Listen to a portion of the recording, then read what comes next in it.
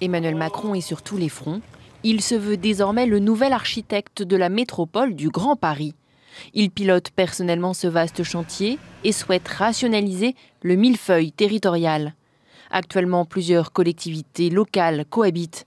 La région, la métropole, les départements ainsi que Paris et les communes. Le chef de l'État souhaite un élargissement du périmètre et des compétences à la métropole. Et cela commencerait par la possible suppression des 3 départements de la Petite Couronne, à savoir les Hauts-de-Seine, le Val-de-Marne et la Seine-Saint-Denis. Une mesure envisagée qui suscite de nombreuses levées de boucliers parmi les élus locaux. Les présidents des conseils départementaux et la présidente de la région Île-de-France dénoncent une métropole dans une impasse. Quand Patrick Ollier et Anne Hidalgo, respectivement président et première vice-présidente du Grand Paris, ont tout intérêt à un renforcement de leur collectivité.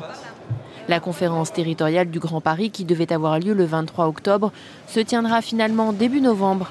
10 jours supplémentaires pour permettre à Emmanuel Macron de rendre ses arbitrages et d'imprimer sa marque sur la métropole. Avec nous sur ce plateau, Béatrice Gibelin, bonsoir. Vous êtes géographe, professeure à l'Université Paris 8, fondatrice de l'Institut français de géographie. Merci. Non, de géopolitique. De géopolitique, pardon. Merci d'avoir accepté notre invitation tout de même. Julien Bargeton, bonsoir. Vous êtes sénateur La République En Marche de Paris. Stéphane Troussel, bonsoir. Vous êtes président socialiste du Conseil départemental de Seine-Saint-Denis. Et Jean-Baptiste Forêt, on vous connaît sur Public Sénat. Bonsoir. Vous êtes rédacteur en chef délégué de la Gazette des communes. Première question, volontairement assez directe, je ne m'en cache pas. Avez-vous le sentiment qu'Emmanuel Macron redessine un petit peu à sa convenance le Grand Paris, Stéphane Troussel? Moi, j'attends de voir. Ce que je remarque, c'est que depuis la grande conférence sur les territoires, il y a déjà une confiance qui est un peu rompue entre l'État et les collectivités locales. J'avais comparé l'exercice du mois de juillet, vous savez, à cet épisode du livre de la jungle où le serpent K dit à Mowgli « Aie confiance, aie confiance ». Mais tout l'été, on n'a eu que des décisions ou des annonces qui vont à l'encontre de cette confiance. On a eu l'annonce de la baisse des dotations, des dépenses des collectivités locales. Pas en 2018. On a eu la suppression des projets qui met un terme à la baisse de dotation. On a eu, oui. Moi je demande à voir. On a eu la politique de la ville. On a eu maintenant ce Big Bang territorial, comme si la priorité de nos concitoyens aujourd'hui, c'était une énième réforme territoriale, alors que par exemple... à la décharge d'Emmanuel Macron, il considère que les métropoles sont un levier de croissance économique. Il y a eu un fondement économique derrière tout cela, c'est pas non plus... Déjà, vous voyez, plutôt que de proclamer un objectif, il faut, en tout cas de modernisation, où il faudrait se fixer des objectifs, faire un diagnostic. Cette métropole du Grand Paris, elle a 19 mois de vie. On pourrait déjà peut-être se dire... Qu'est-ce qui marche, qu'est-ce qui ne va pas et qu'est-ce qu'il faut améliorer. Moi, je ne partage pas le diagnostic que vous faites. C'est celui avancé par Emmanuel Macron. Je considère que Paris et le Grand Paris n'ont pas de problème d'attractivité. Par contre, je considère qu'au sein de cette zone la plus dense, la plus riche, de la région la plus riche, il y a un problème d'inégalité territoriale. Donc je voudrais déjà qu'on se dise quels sont les objectifs politiques. 2, est-ce qu'à l'occasion d'un nouveau débat qui passionne les technocrates et un certain nombre d'élus, est-ce qu'on va améliorer le fonctionnement démocratique de cet ensemble? On va laisser répondre Julien Bargeton. Déjà, sur la confiance, je crois que la méthode qui était de faire un pacte entre l'État et les collectivités locales a été plutôt réclamée dans la période précédente, notamment sous la forme de cette conférence nationale des territoires. Moi, je note, par exemple, que dans la période précédente, nous avons vécu en 4 ans une division par 2 des dotations aux collectivités locales. Et d'ailleurs, certains soutenaient cette politique. Alors, et moi, je l'ai contesté. On a mis, même si c'était mes amis, je l'ai contesté. On a mis un terme à cette politique lors du PLF 2018, puisqu'il n'y a pas de baisse de dotation aux collectivités locales, il y a même une légère hausse de la dotation globale de fonctionnement. Les collectivités vont s'en rendre compte. Mais c'est pas le débat de ce soir. Et il y a même 1,8 milliard pour l'investissement en progrès également. Mais sur le sujet de la métropole du Grand Paris, moi je partage ce que dit Stéphane Troussel sur le fait qu'il ne faut pas commencer par l'outil. Il faut regarder quels sont les besoins d'une métropole de 7 millions d'habitants, quels sont ses enjeux en termes de transport, en termes écologiques, en termes énergétiques, en termes d'approvisionnement logistique par exemple, et de partir de la situation. Si on ne parle que de l'outil, évidemment, on rentre dans des difficultés. Pour autant, il y a un certain nombre de sujets qui sont sur la table. On les connaît, il y a plusieurs sujets, je pense au périmètre. Quel est le bon périmètre pour cette métropole? Faut-il aller aux aéroports? Le sujet des compétences, quelles compétences nouvelles lui donner? Le sujet des territoires, comment organiser au sein de la métropole le rapport entre les différentes strates, et puis le sujet démocratique qui a été évoqué, c'est-à-dire notamment quel est le mode d'élection. Ça fait déjà beaucoup de sujets sur la table. Je crois qu'il faut les ouvrir les uns à la suite des autres. Évidemment, on ne sera pas d'accord. Il y aura forcément un certain nombre d'arbitrages qui seront rendus par le président de la République et le gouvernement. Mais pour autant, à partir de là, nous devons travailler sur les différentes pistes et ouvrir, si j'ose cette expression, tous les tiroirs de la commode. Béatrice Gibelin. Il est évident que gérer une grande métropole comme la métropole parisienne, parce que vous avez dit, c'est effectivement 7 millions d'habitants. Et ça a fait débat. Est-ce qu'on devait s'en tenir à ces 7 millions? Est-ce qu'on devait faire une métropole encore plus large, dans la mesure où c'est un grand atout d'avoir une métropole de cette importance? Voire l'ouvrir jusqu'à la mer. Voire l'ouvrir jusqu'à tout le bassin parisien, à la limite. Bon, il y a un géographe qui pensait qu'on devait mettre tout le bassin parisien, devait faire la métropole. Bon, histoire d'avoir un bon déséquilibre territorial, là, on est sûr qu'on gagnait. Mais il y a à la fois des questions de compétences, bien sûr, mais vous savez, on ne part pas de rien. Et je pense du passé, on ne fait pas table rase quand on décide de réorganiser quelque chose. Il faut absolument travailler avec les forces existantes, et j'allais dire les rapports de force existants. Parce que il n'y a pas d'aménagement exclusivement rationnel. Ils sont nombreux d'ailleurs, je vous arrête, excusez-moi, mais ils sont nombreux les rapports de force dans ce dossier. Bien sûr, mais il faut absolument en tenir compte. Parce qu'on ne fait pas les choses dans l'opposition, dans l'affrontement. Il y a, comme le disait Stéphane Troussel, il y a quand même des inégalités territoriales extrêmement fortes. Aux portes de Paris, qui est quand même une ville avec un niveau de vie et des revenus importants, on a une très grande pauvreté. Pas dans tous les quartiers, il y a des quartiers aussi difficiles dans Paris. Oui, d'accord, mais écoutez, moi j'ai travaillé 30 ans en Seine-Saint-Denis, il y a des chiffres, et puis il y a ceux avec quoi on vit. Je suis élu du 20e arrondissement, le 20e arrondissement. Oui, on dit que c'est la banlieue dans Paris, etc. On est bien d'accord, mais soyons quand même... Les revenus de la ville de Paris permettent quand même de faire une politique, on va dire, solidaire sur l'ensemble de la ville, alors que la charge sociale qu'a la Seine-Saint-Denis de l'autre côté, elle est loin d'avoir les mêmes revenus que la ville de Paris. C'est pour ça qu'on mutualise dans une métropole. Exactement, mais on mutualise quoi, comment, et c'est pas le cas du tout pour le moment. Et j'aimerais entendre aussi Jean-Baptiste Forêt. Alors... le fait du jour, c'est quand même que les présidents de départements, dont Stéphane Troussel, aujourd'hui, ont produit un manifeste. On a vu côte à côte M. Devedjian, qui est le président des Hauts-de-Seine, qui a longtemps quand même été le coffre-fort de la droite française. On a vu... Il a fusionné avec les Yvelines. On a vu le président du 9-3 côte à côte socialiste. À ses côtés, on avait Christian Favier, communiste. On savait qu'on vivait une période un peu étrange sur le plan politique, mais c'était absolument saisissant. Ils étaient en communion sur à peu près tous les sujets. J'ai pas sorti de hiatus. Vous n'avez pas dit que c'est le vieux monde. Nous n'avons pas nié nos différences.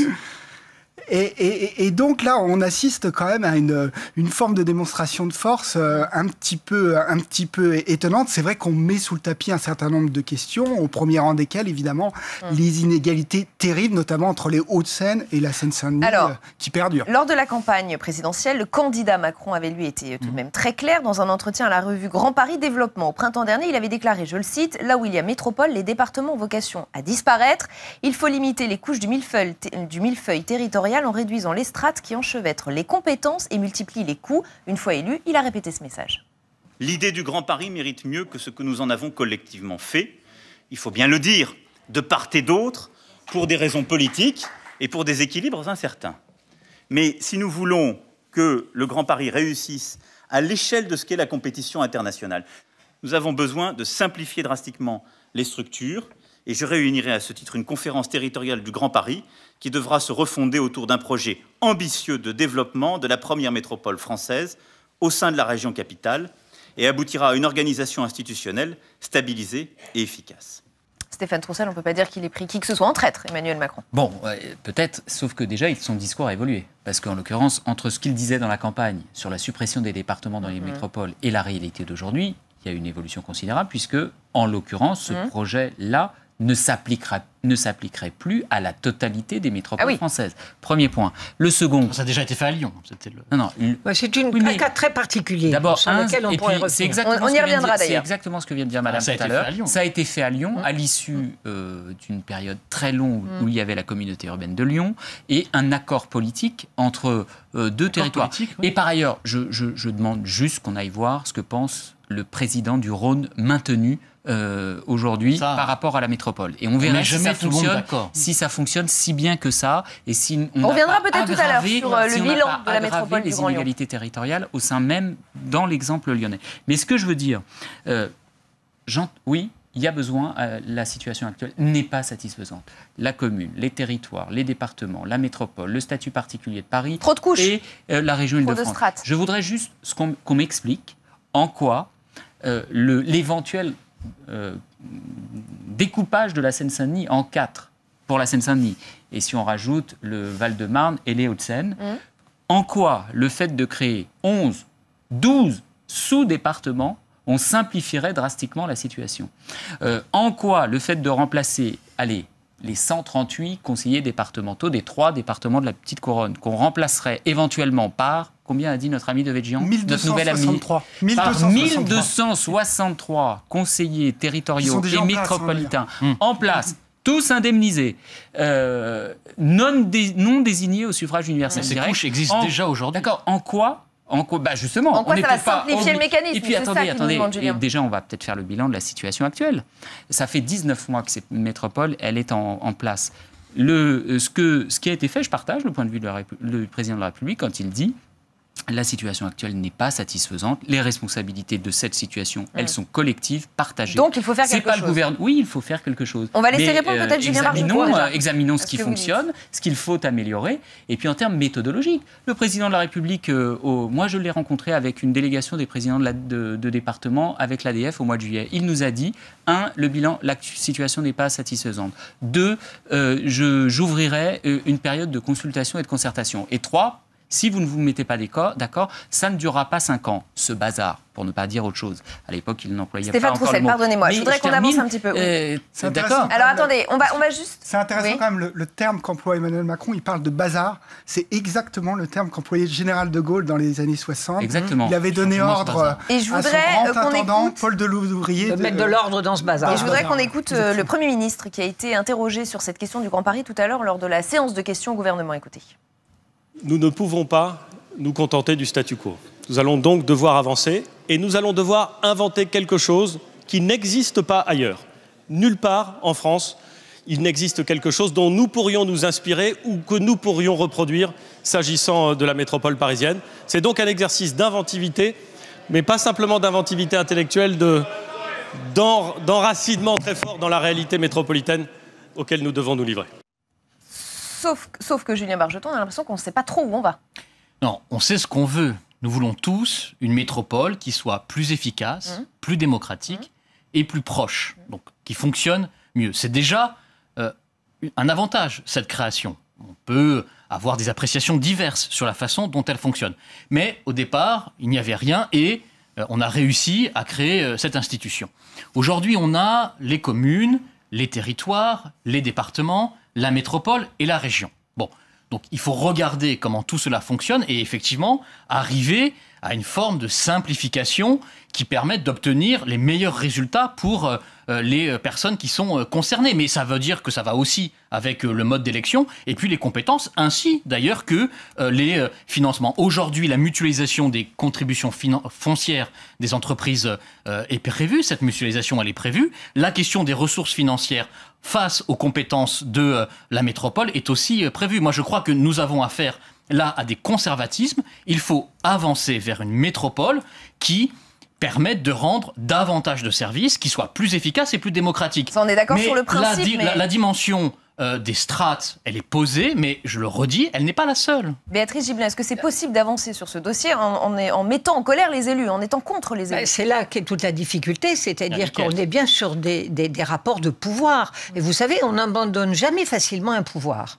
On l'a conquis, on a mené des campagnes, on est porté aussi par des projets parce qu'on fait des choses et donc on s'est considérablement investi. Et si on peut avoir une configuration politique aussi surprenante que celle que vous avez évoquée, ou de Devedjian à Favier, tout ça, embrassons-nous Folleville et tout est parfait, en passant par mon voisin, il est bien évident que c'est parce qu'on défend aussi, mais pas seulement des places de pouvoir où on dit c'est les élus. Un petit peu quand même ou pas ? Oui, un petit peu quand même, bien sûr, mais pas seulement. Je ne ferai pas ce procès-là aux élus. Ils sont investis, ils croient dans ce qu'ils font, et ils se disent aussi, dans ce grand bazar, au fond, ces départements qui ont été effectivement créés pour mettre un peu d'ordre, si on les supprime, est-ce qu'on ne va pas créer une autre sorte de bazar ? Parce que là, on sait quand même ce qu'on a, comment ça fonctionne, et si on garde, parce que non, il y aura des questions de compétences qui sont importantes, en particulier toute la question du social, et qui est quand même très, très, très importante. Alors, qu'on se mette d'accord sur comment on peut gérer du foncier, qu'on se mette d'accord sur comment on doit mutualiser des revenus entre pour les riches, ça sera non. Pour les pauvres, ça sera oui. On mutualise. Mais ça ne va pas être simple. Il ne faut pas se raconter que ça va être simple. Jean-Baptiste Forêt. On voit quand même pas très bien en quoi l'octroi des compétences sociales à la métropole permettrait de doper l'attractivité de la ville-monde, d'affirmer Paris face au grand Londres de l'après-Brexit. On saisit pas vraiment le but ultime de cette opération. Aujourd'hui, on est vraiment dans un grand brouillard. C'est-à-dire qu'on a un système dans lequel la métropole est avant tout une machine à produire de la norme, à recycler de la fiscalité. On a de la CFE, de la CVAE qui Et on parlait de guerre politique. Je ne suis pas d'accord avec vous sur ce point. Prenons le cas de la mobilité sociale. Par exemple, les aides sont très différentes d'un département à l'autre pour les transports, les aides aux personnes âgées ou aux jeunes. Franchement, on se déplace tous, nous sommes franciliens, on se déplace tous dans toute la zone dense au moins. Est-ce que la question, par exemple, des aides sociales à la mobilité ne doit pas être remontée à la métropole ? Moi, je pense qu'ensuite, il y a une forme de déconcentration qui peut redescendre, c'est-à-dire qu'il faut être efficace dans le fonctionnement. Les communes, les départements savent déconcentrer notamment leurs services. Donc c'est une autre question. Il faudra, si les compétences montent en puissance, déconcentrer le fonctionnement des services. Mais je crois quand même que la question des politiques sociales, elle est posée au niveau de la métropole, ne serait-ce que pour mettre de la cohérence et aussi de la justice entre les différents secteurs. Je vais vous faire réagir dans un instant, Stéphane Troussel. Vous parlez de déconcentration à l'instant. Gérard Larcher, lui, a parlé de recentralisation. Écoutez. Que ce soit en matière financière, que ce soit, on le voit, dans l'approche eau et assainissement aujourd'hui de l'Assemblée nationale, dans un processus de recentralisation. Et je le dis d'autant plus que, historiquement, j'étais tout gamin, mais ma famille politique n'a pas été, au départ, à l'époque de Gaston Defferre, si décentralisatrice que ça. Mais cette maison, ici, a accompagné la décentralisation. Je crois qu'il faut faire confiance au territoire. Voilà, Gérard Larcher, invité de Territoire d'Info. Stéphane Troussel. Dans ces débats, il faut arrêter de faire croire à nos concitoyens qu'il y aurait des solutions techniques ou organisationnelles qui ne répondent pas à des objectifs politiques. Donc moi, je veux d'abord savoir quels sont les objectifs politiques. Moi, je veux pouvoir dire à partir de demain matin aux habitants de la Seine-Saint-Denis... mais pas seulement aux habitants, les acteurs économiques aussi, les promoteurs immobiliers. Les départements, on a une de nos marques de fabrique, c'est les compétences sociales, l'action de solidarité, mais ce que je veux dire, c'est que ces guerres politiques, elles ont des conséquences énormes sur le terrain pour les entrepreneurs aussi. En l'occurrence, les départements ont une compétence sociale, de solidarité, de services publics de proximité. Qu'est-ce que je dis, moi, aux familles qui attendent des places en crèche avec ce système qui est unique en Ile-de-France de départements qui gèrent 50, comme la Seine-Saint-Denis, 55 crèches départementales. Qu'est-ce que je dis aux familles qui ont leurs enfants qui rentrent en 6e et à qui je verse un chèque réussite pour permettre de 200 € pour les accompagner dans la rentrée scolaire? Donc il faut remettre du débat politique et de la question démocratique. Parce que ces débats qui passionnent un certain nombre d'élus et de hauts fonctionnaires qui, sur un coin de table, pensent que c'est très simple de faire des schémas, de réorganiser, etc. Moi, vous savez, je porte un pins là, à ma boutonnière, c'est Paris 2024. Est-ce que vous croyez que la Seine-Saint-Denis aurait fait valoir son projet, ses actions le fait d'être au cœur de ce projet si on n'avait pas porté justement l'identité, le développement de la Seine-Saint-Denis au cœur de Paris 2000. Donc vous nous dites, un projet comme les JO, c'est bien mieux que l'histoire de métropole. Très bien, mais je ne suis pas sûr qu'on aurait fait reconnaître l'échelle. Il y a d'ailleurs la question des équipements métropolitains et l'accélération des transformations de la Seine-Saint-Denis si nous n'avions pas porté nous-mêmes ce projet-là pour le développement de notre territoire. Une métropole cohérente, l'économique va avec le social. Ça peut s'entendre aussi. Comme objectif politique d'avoir une métropole cohérente qui allie le rayonnement économique et la solidarité avec l'organisation des équipements et notamment des grands investissements, cela peut s'entendre, mais ça ne veut pas dire qu'il faut avoir une approche jardin à la française qui gomme notamment les actions qui sont menées aujourd'hui, évidemment. Je suis prêt à tous les débats, à toutes les réflexions sur une meilleure organisation. Moi, je veux savoir quels sont les objectifs politiques, comment les politiques publiques, elles fonctionnent éventuellement mieux et quelles sont les garanties démocratiques. Deuxième chose, moi, je n'ai pas de temps à perdre. Je n'ai pas de temps à perdre dans ces débats. C'est une métropole plus démocratique, plus efficace, Big Bang et plus qui cohérente. Revient régulièrement, alors que moi, depuis Lima, je dois être au travail avec les acteurs économiques, avec le monde sportif, pour faire réussir ce projet. Et donc, non, mais il y a un problème d'alternance politique qui, évidemment, crée beaucoup de perturbations. Je comprends très bien cette idée métropole cohérente, etc. Tout à fait d'accord. Mais néanmoins, je reviens sur ce que je disais. Vous n'allez pas gommer un certain nombre de rapports de force. Vous avez une ville qui s'appelle Paris, avec 2 millions, un peu plus de 2 millions d'habitants, qui a des revenus tout à fait conséquents, qui a énormément de mal quand même à partager. Mais si c'était d'autres, ce serait pareil. Hein. Parce que c'est à Hidalgo. C'est lié à la richesse, quoi. C'est lié, voilà, tant qu'à faire, on est mieux dans l'entre-soi. Et je crois qu'il ne faut pas faire semblant que si on met que des choses rationnelles... de plus en plus partagé, Paris, oui, etc. D'accord, mais enfin, ça fait... Pas Paris ville égoïste, bon, ça je ne partagerai pas ce diagnostic. Sans dire... On peut faire davantage progressivement, mais Paris n'est pas égoïste vis-à-vis des départements limitrophes, ni des équipements... Laissez finir Béatrice Gibert. La configuration même des lieux avec une ville qui est très très bien délimitée. Vous avez cité le Grand Londres tout à l'heure, mais Londres, on ne sait jamais quand est-ce qu'on arrive au centre. Il faut être à Trafalgar Square pour s'en rendre compte. Alors qu'on sait toujours qu'on rentre dans Paris. On a des portes, on a le périphérique qui fait le tour, le contraste entre... Alors, on commence à couvrir... Et qu'est-ce que vous voulez dire par là ? Eh bien, je veux dire par là qu'il y a une césure qui est très très forte, qui est marquée dans les territoires, et le discours, si vous voulez, d'une métropole nécessairement cohérente, où on va tout bien résoudre, il est extrêmement important de tenir, même avec les objectifs politiques clairs, même avec tout ce que vous voudrez, on aura toujours des rapports de force avec lesquels il faudra bien tenir compte. Donc s'appuyer sur des grands élus avec lesquels il faudra agir autrement. Si on confie ça à des techniciens, comme on a un peu tendance à le faire, qui vont nous mettre ça sur un papier, eh ben on ira à tous les coups à l'échec. Et moi, j'aimerais vous faire réagir, et vous d'abord, Jean-Baptiste Fauré, à cette phrase tout de même de Valérie Pécresse qui n'est pas passée inaperçue du tout dans la presse la semaine dernière, dans Le Parisien, où elle nous dit « Cette métropole du Grand Paris ne sert à rien ».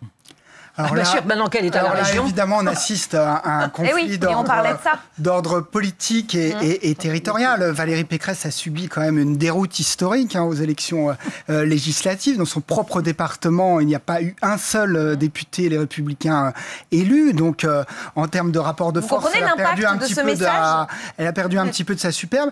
Et la métropole a quand même vocation à s'agrandir, si on comprend bien, dans le schéma jupitérien d'Emmanuel Macron. Le fait d'aller aux aéroports, c'est pas spécialement jupitérien. C'est un sujet. Non, mais c'est quand même une métropole qui a quand même une certaine majesté. Ce qui ne veut pas dire que mais qu'elle doit s'étendre à l'infini. Moi, je suis pas pour une métropole. Évidemment, pour Valérie Pécresse, cette grande métropole au cœur de sa propre région, c'est un État dans l'État. Et les deux instances vont se marcher sur les pieds. C'est écrit. C'est révélateur de ces guerres politiques qui rongent le Grand Paris depuis des années. Alors il y a une guerre politique et puis il y a aussi une mécanique d'action publique territoriale qui ne fonctionnera pas. Je veux dire, si on a une grande métropole qui intègre Saclay, Roissy, il ne reste plus rien à la région.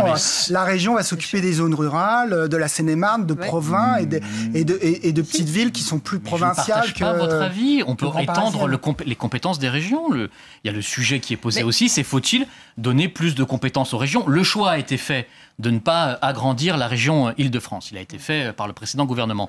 Mais pour autant, on peut donner davantage de compétences aux régions en matière d'emploi, de travail, de formation professionnelle par exemple, mais pas seulement, de aussi rendre rendre encore plus cohérentes certaines compétences autour du développement économique, par exemple. Encore une fois, j'ouvre des pistes, je ne prétends pas ici... à comprendre qui s'occupe de développement économique, la métropole ou la région. C'est une question, c'est justement l'une des questions qui est posée, et il y a forcément des réponses qui doivent être apportées, mais on ne peut pas apporter des réponses si on commence en fermant les portes et en disant la seule solution c'est le statu quo, parce que c'est trop compliqué de changer. Béatrice Gibelin, vous vouliez réagir ensuite, Stéphane Troussel. Oui, je voulais réagir là-dessus, parce que je ne suis pas sûre que dans la tradition française, et on n'élimine pas les traditions politiques que nous avons, si au fond on est si près que ça à une vraie régionalisation en France. Est-ce qu'on est vraiment prêt à donner des compétences importantes aux régions ? Je prends simplement l'éducation nationale.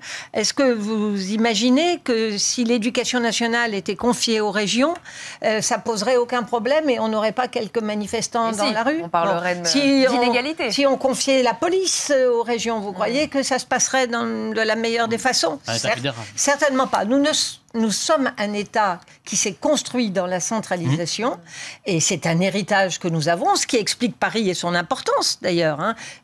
Si Paris est ville-monde, c'est bien le résultat de l'histoire. Et ça, je crois que tout ce qu'on pense, il faut le penser en tenant compte de ces strates historiques, en tenant compte, et je le redis, de ces rapports de force. Pécresse était très favorable à la métropole. Une fois qu'elle est présidente de région, elle voit bien... d'autres qui étaient favorables à la suppression des départements aussi. Stéphane Troussel, on va vous laisser réagir. Et là-dessus, nous n'avancerons, et je suis pour avancer, que si on pense bien les choses. Et je voudrais juste revenir rapidement sur Lyon, parce qu'on est passé rapidement. Absolument. Pourquoi Lyon, ça a été possible ? Parce que le Rhône est un tout petit département. Et le Rhône est un tout petit département parce qu'il y a eu la révolte des Canuts et que pour les contrôler, il a fallu absolument réduire le territoire. C'était non, c'était pas pareil. C'est aussi parce qu'il y avait un vrai leadership quand même. Le statut de Paris historiquement est très lié au mouvement révolutionnaire. Attendez, il y a un accord entre Gérard Collomb et M. Mercier. Mais bien sûr. Mais le Sénat, on ne s'entend plus. Le département ne pesait presque plus rien. La stratégie de construire le Grand Lyon, qui est une stratégie extrêmement intelligente, incontestablement, mais ça a été possible parce qu'il n'avait pas face à lui des poids très très lourds à la tête de budget, de population avec lesquels il Stéphane Troussel. Par ailleurs, ce débat, il n'intervient pas dans n'importe quel contexte. Enfin, maintenant, le président de la République, son gouvernement et sa majorité sont là depuis quelques mois. On voit bien quelle est la politique qui est en train d'être menée. Oui, c'est une politique, c'est pas un gros mot, libérale, où finalement, tout ce qui relève de la cohésion sociale, et la baisse des APL et l'attaque contre le logement social et l'attaque contre la politique de la ville. Donc, si le Grand Paris, c'est une arme finalement, pour réduire le service public local de proximité, les politiques de solidarité, nous allons faire